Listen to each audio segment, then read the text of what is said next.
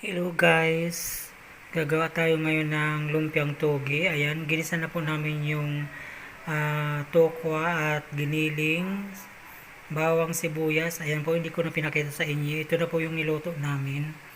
Ayan, binabalot na po namin ng isa-isa.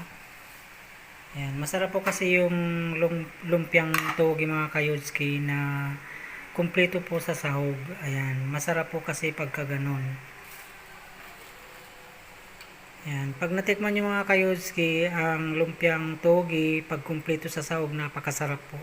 Try nyo po mga kayudski pagka gusto nyo pong gumawa. Yan, balot na po natin.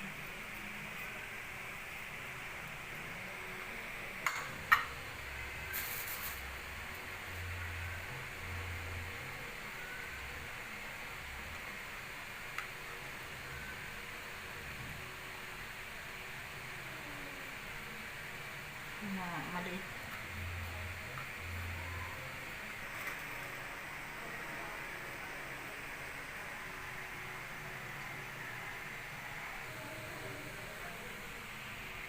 Kapag wala po tayong ulam, pwede na pong pang-ulam yan.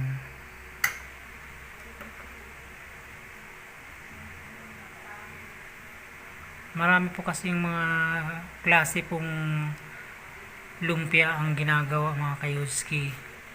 Kahit ano pong klaseng gulay na pwede pong gawing lumpia, pwede po yun. Masyadong babad sa mantika sa akin.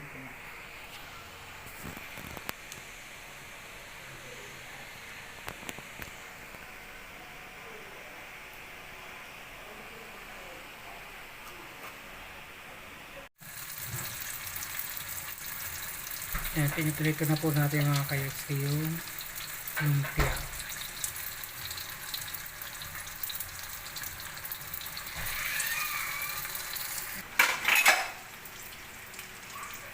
Ito na mga kayudski yung naluto nating lumpia. Ayan.